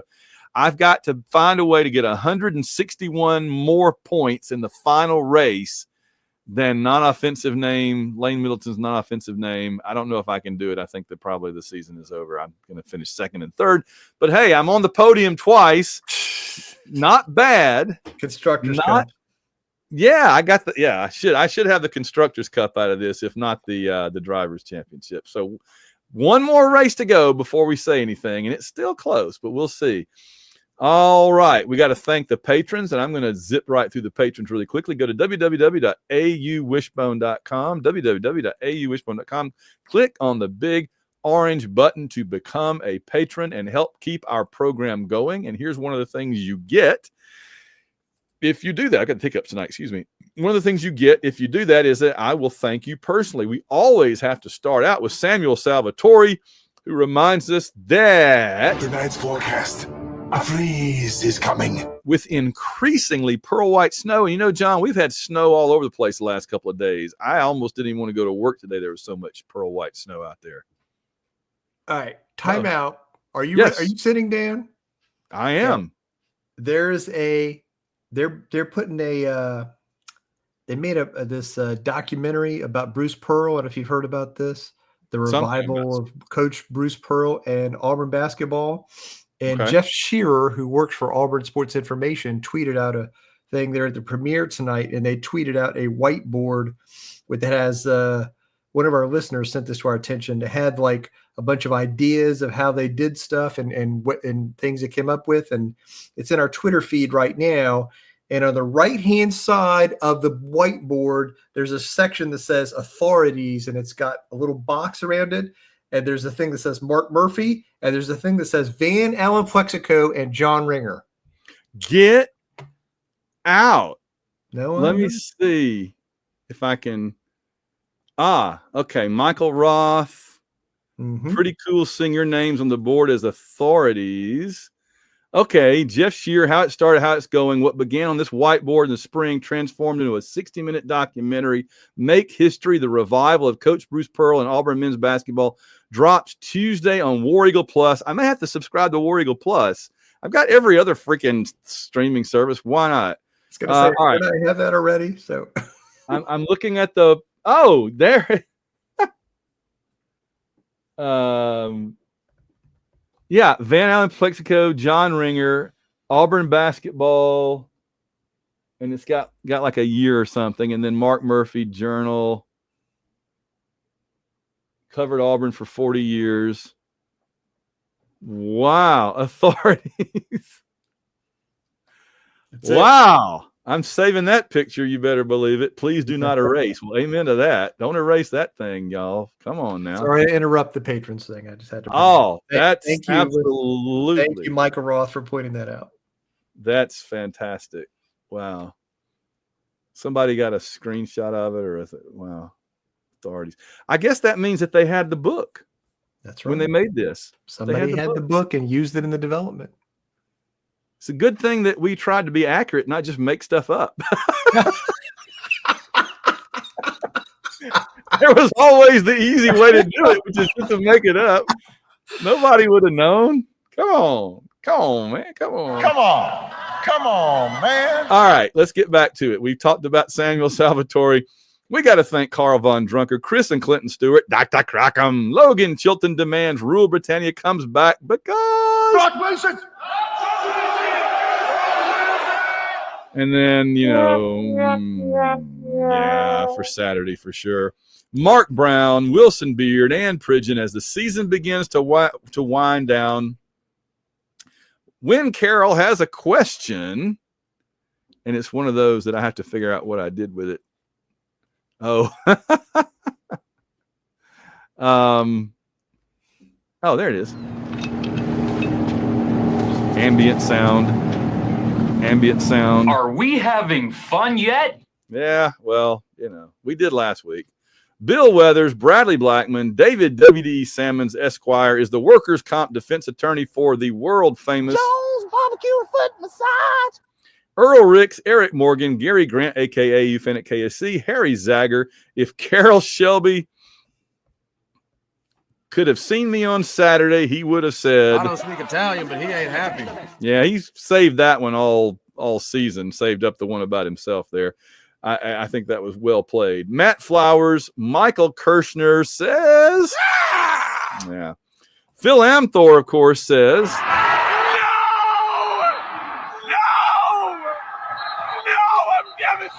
I feel like Devastated, and they're celebrating right in front of me. I feel like that's the end of the Iron Bowl. This is the worst. I think it was. No. I feel like that was the end of the Iron Bowl when I was saying that. Richard Stevens, Steve Trawick, Susan Trawick, Trombone Tiger, Willie Carden, William Morgan, a few more patrons left. Auburn Football's Elvis, Ben Bloodworth, Bobby Polite, Brandon Smith, Chad McDowell, Chris Thrash, Dan Thompson, Daniel Odom. Hello, misery, my old friend. Yeah, that's a pretty bold statement. You know what I mean? It's factual. It's factual. H-Town, Danny, in-home Hugh. It's a season to forget, so I'm going to. Sounds like a strategy. Jacob and Robin Fleming, Catherine England, Lane Middleton, Mickey B. No one fights like Gaston. On your feet, Wishbone family. This is not heaven. It's the world. And there's troubles in it. If you're counting these, John, that's 2 because I did the God Wills it a little while ago too. On your scoreboard there. Hold it up for the video folks to see. There's the Kingdom of Heaven mentions Wishbone episode tracker is at 2, not 11, 2. I'll go Rhythm and Blues, Paul Miles, Rhodesian Mudflap, Rich Reimer. Rusty Owen says we need to run the ball. Go ahead and do the blind side thing, John, for us. Run the damn ball, Hugh. There it is. And then we have just Smoke weed every day. which is what people I think were doing after the Iron Bowl. Steve Harlan, Theodore Gary. Oh, here we go. To kill a French vampire, you have to drive a baguette through its heart. Sounds easy, but the process is painstaking. Oh, my geez. You kind of have to know a little French for that one to make sense. Sorry. You have to know a little French for painstaking to make sense there. That joke was very fromagey, John. Wade Ward, W.D. Ritchie is so glad it's basketball season. Well, amen to that. Amen, a freaking amen to that. Wes Atkinson. Why are you being mean to Tiger? He is a good Tiger. Bob Salmon, Sleazy Shyster. He's not been a good Tiger. He's referring to later on this list, not to Aubie or anything like that. You'll see. Winston Body, Woody the Jag, ABB, Antoine Morris, Auburn Blue, Blake Heron, our very own feline on the air right now with you on YouTube, Boris the Tiger. What?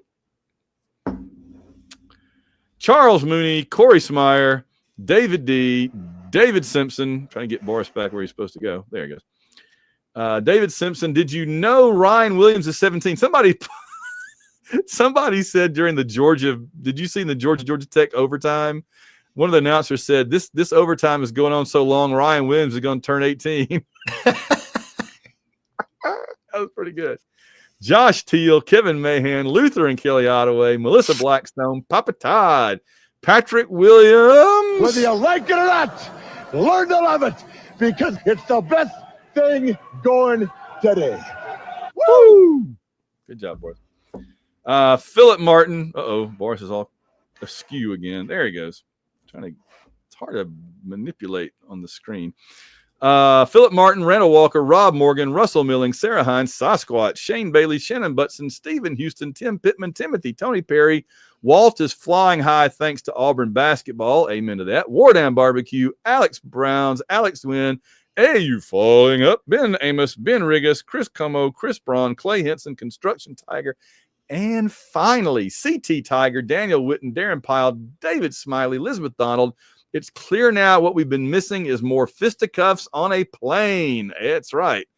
Need to make a movie out of it with Samuel L. Jackson. There's some fisticuffs on this blanket plane. and the guys did get to play.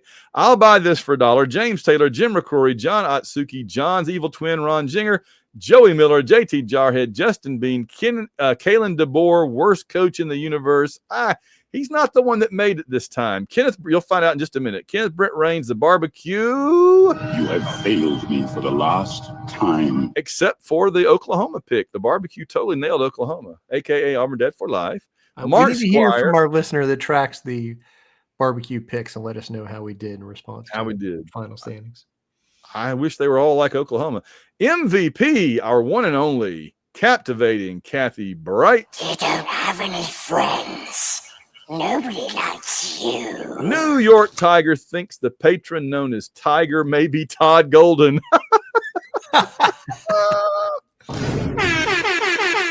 That's pretty good. Pretty good. Paul Banks and Rich Hammett, Royce Alvarez, Russell Souther, Ruth and Darren Sutherland, Spanky. I'm at the bottom of this list because Blame yourself. Sports Illustrated's Auburn Elvis, Stephen Thompson, Steve Bailey, the Slinko family, Tiger. Here we go. Evil HR director gives Van the week off and salutes UMass 8 week forever. You know what? Please clap. Well done, Tiger. Tim Sauls, Trevor Johnson, and our one-time and anonymous donors. We thank you all. Go to the one and only www.auwishbone.com. John, we're getting close to the return of Guess the Game, so somebody better go jab Jared in the ribs with a cattle prod.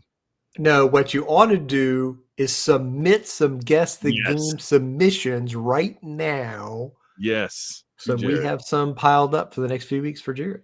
That would be very good. He would appreciate that, I'm sure. Meanwhile, oh, yes. You got it.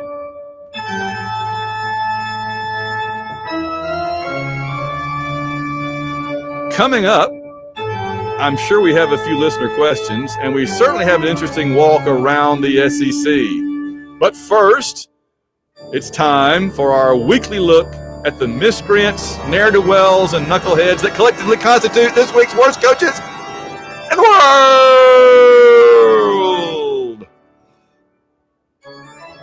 And I thought about it a little bit. I know there's some fans would say just to be mean or because they're mad, they're frustrated, they're disappointed, on every side.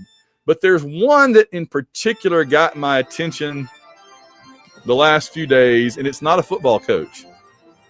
There's certainly football coaches that can be blamed.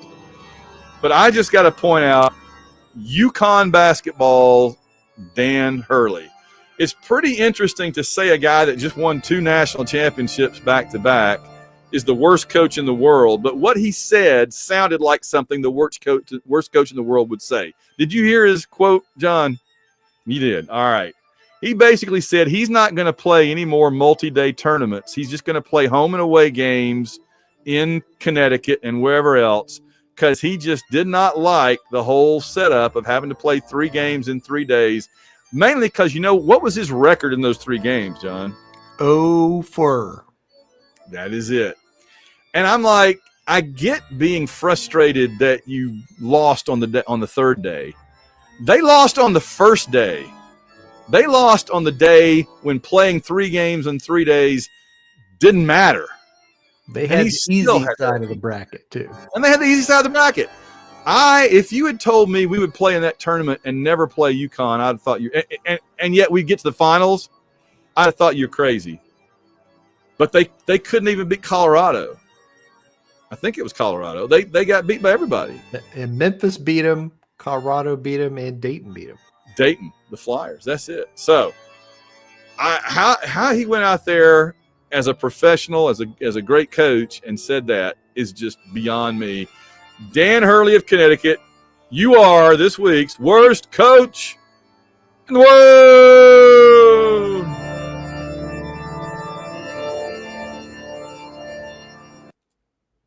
Thank you. Order. Questions to the Prime Minister. It's time for listener questions. Dun dun dun on the AU Wishbone podcast. Oh, it's the worst one. This is a big one. We got some listener questions this week, as you might expect, after the Alabama game. The first one's from Bill Miner, this was before the game. He emailed us and said, "Hey guys, I love hearing your list about where Jarquez is in the top 10 career rushing yards for Auburn players. So I think a fun segment you guys could do each show is one of you picks a top 10 of some Auburn football or basketball category for a season or career, like passing yards, interceptions, points, assists, etc., and see how many the other one can get. Always fun reliving past players through things like that." Bill, this is a great idea. We are definitely going to do this in the offseason. It is a really good idea. I'm excited about it. I am. I like that. It kind of combines our love of trivia with Auburn football, with segments for the show and everything. So it's really good. I'm down with it. Yeah. All right. Next question's from SJV World Tour on Twitter, who says, "Is Janai Broome the best player Bruce Pearl has had at Auburn?" I think he has the potential to be, if he's not already. He is right. The way he's playing right now. Yes, but we'll see how the season plays out. Don't you agree? Yeah, no, I think by the end of the season, I think we'll be able to say that. But I think right now there's other players that are, you could definitely compare. I mean, if Jabari Smith had played for 5 years with us and was as old and seasoned as Janai is, but it was a different world just a few years ago than it is now in terms of NIL and everything, so that we couldn't compete with the NBA to keep Jabari on the team. And, Bryce Brown. Yeah. Oh, that's my favorite player ever. But also did a lot in his Auburn career. Yes. Jared Harper. So they're on the cover of our book for a reason. Truth. Next email is from Stephen Ryan, who says, "Longtime listener, first time caller since 2013. I in every way have faith in Hugh in the long term, but why does he continue to try to run his offense with a QB that can't run his offense? I'm not sure if the play calling is happening with Nix or Freeze, but the play calling options for Thorne killed us today. Whoever's calling his plays, and maybe it's Thorne, can't get out of his own way with passing the ball. The win was absolutely available today to us, but play calling options for Thorne killed us. The old saying, 3 things can happen when passing the ball, and 2 of them are bad, was made for Thorne. We also didn't play like this in the Iron Bowl last game of the season. If you don't win, if Peyton stretches early in the game and nothing else happens, it's a 28-21 game. I'm not convinced Hugh understands our rivalry games. I think he thinks he's still coaching the Egg Bowl for 7th place in the SEC. Anyway, I had to vent a little bit. Should have run the ball with Jarquez, Alston, and Cobb, who had no carries in the game. Love the podcast. To keep up the good work, guys. War Eagle. I just going to tell you, John, I have rarely seen Auburn Twitter unanimously melt down like they did when we kicked the field goal at the end of the first half. I mean, I was shocked. I wasn't shocked by what Hugh did. I was shocked by how overwhelming the visceral reaction was. We're big underdogs. You must take chances to win the game. On the road, yeah. You will not. Again, it's the 2014 game. You're not going to win the game kicking field goals at Tuscaloosa. You're just not. That's exactly. Following that comment, this email from Ryan Brown, listener question. I hope we could sign another class with elite players. I just wish we had an elite coach to go with it. We're going to see. Hey, I've been saying all along, they're not going to fire Hugh Freeze before 2025 unless something crazy happens, right? No. So he's going to be our coach next year. That will tell the tale. It will. We'll know. But everybody just needs to relax. We're going to know. It's not going to be that controversial after 2025. If we go 10-2 or 9-3, everybody will be like, all right, we got it going. And if we're like 5-7 this time next year, he will be gone. So it's going to take care of itself one way or the other. Take a pill, breathe, settle down. It's going to be what I've been saying. All will be settled. There you go. Mark it up. Ring it up.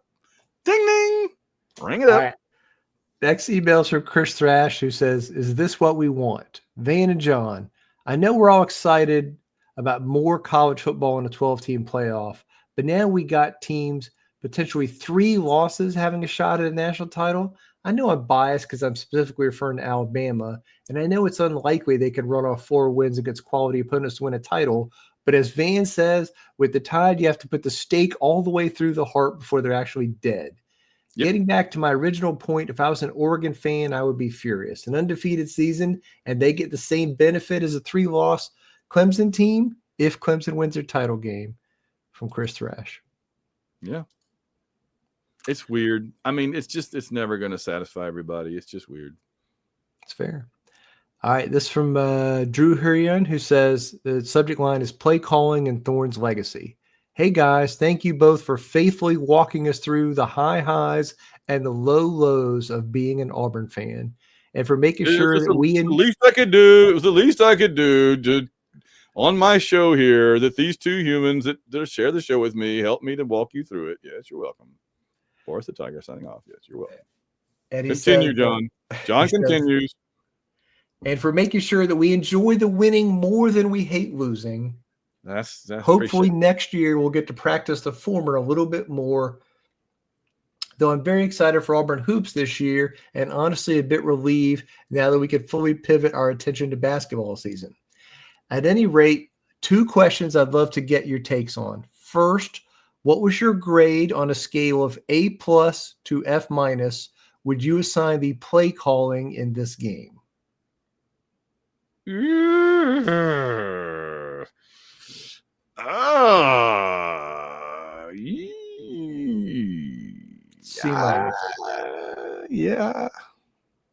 I mean, again, it's easy to say, F, but weed every day.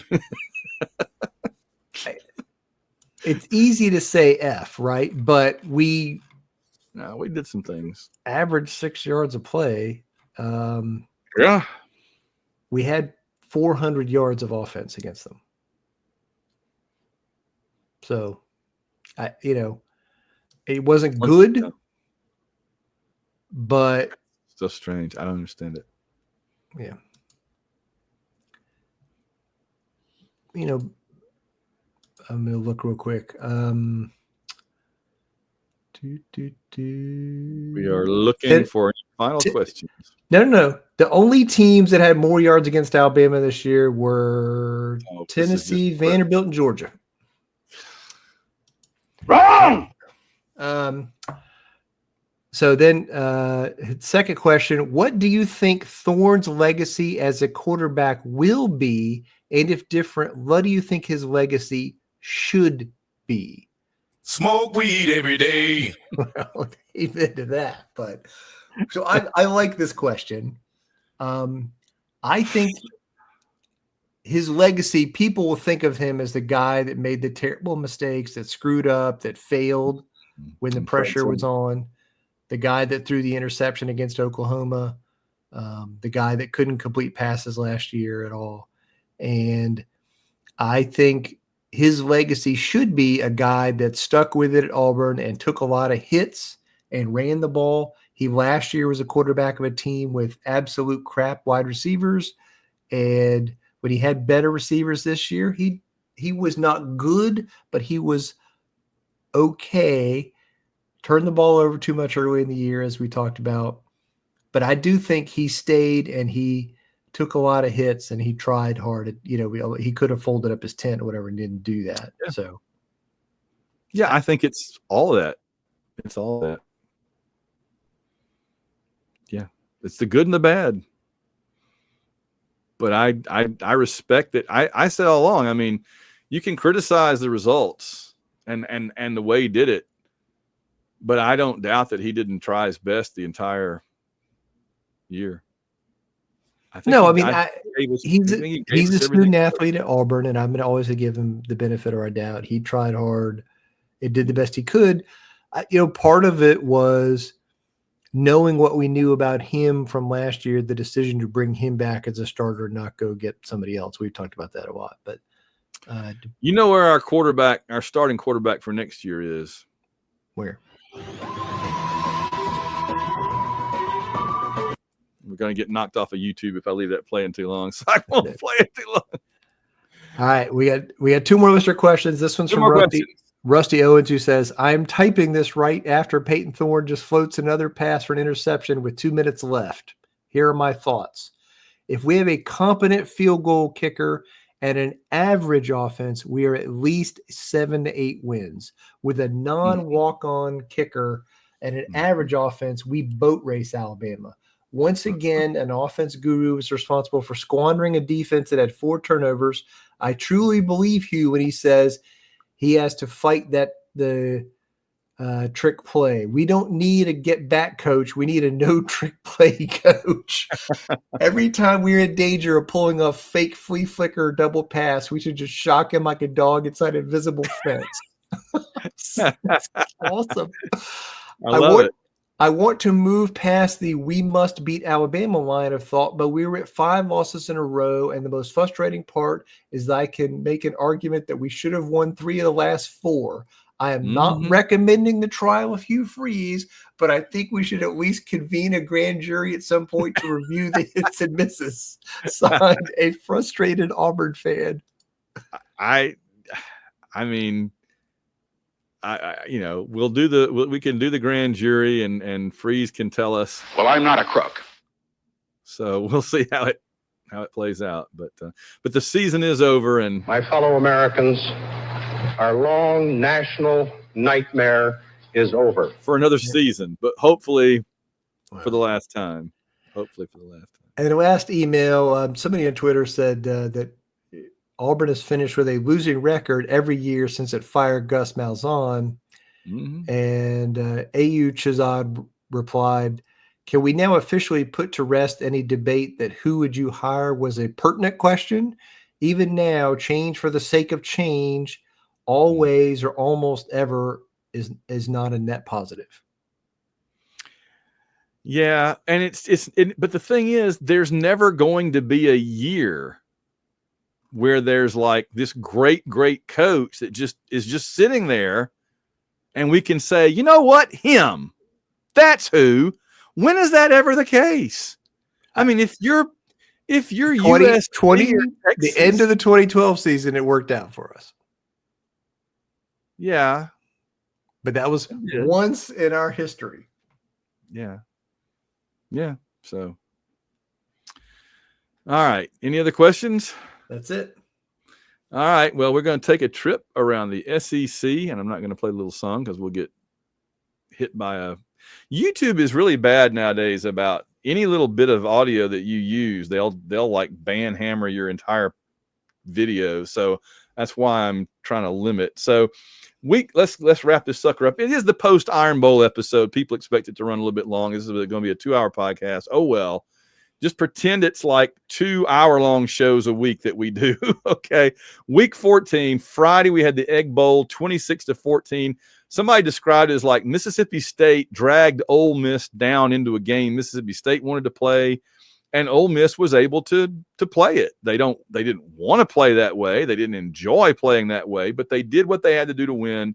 So give a salute to what's his doodle for Kiffin for getting it done there, I guess, right? Because that's the game that we always say the underdog always wins, and he managed to hang on. That's right. And they kind of putzed around for a while, but then they pulled away. So there was a hot minute where it looked like we were going to see a shock, and it would have been a shock to people that don't follow that rivalry. That's right. Georgia Tech. All I got to say about that was a game that was 3-0 approaching halftime. When it was 17-0 Georgia Tech late in the game. Yeah, but it ended up 44-42, and it was 3-0 nearing halftime before there was a little bit of scoring. But all I want to say about that game is just one thing. The entire mess. It went 5 hours, and I was up all night watching the stupid thing and then disappointed at the end. This is what college football does. Keeps you up half the night to be disappointed, or half the day. All I want to say is that entire mess could have been avoided if Georgia would just listen to my free advice about 2-point conversions. It was utterly idiotic of them to go for 2 when they did in the first half. That was so stupid. And it was the difference in the game. If they had lost, they could have pointed back to that and said, if we hadn't done that, we'd have won the game 28-27. And don't field punts. Did you have any thoughts about Georgia Tech before we move on? I mean, it was a stupid, insane game. Again, on the other side, Georgia Tech had the exact scenario. They were on the road. They were the underdog. They scored second in the first overtime. They could have gone for 2 and ended the game. They could have. But the funny thing was they go a long stretch there where neither team could score 2. I know. And you know what they also didn't do in that long stretch? Run the ball. No. You know when Georgia finally scored and won, you know what they did? Ran the ball. They ran the ball. Saturday, South Carolina beat Clemson. I didn't get to watch this game. What did I miss? 17-14. I guess I'll go back and watch the highlight video tonight. Clemson was ahead when Norris Sellers takes over, makes about 10 great plays in the second half, and that's enough for South Carolina to beat Clemson 17-14. He is good. On the list to watch. Louisville beat Kentucky 41-14. Oh my gosh. I didn't even know that. I knew Kentucky lost, but I hadn't seen the score for some reason. Oh yeah. And Louisville's not great. That's what I was going to say is how in the world did Louisville ring them up for 41 when they're not even a great team? Wow. I did see Vandy hanging in there with Tennessee for a while, but ultimately 36-23.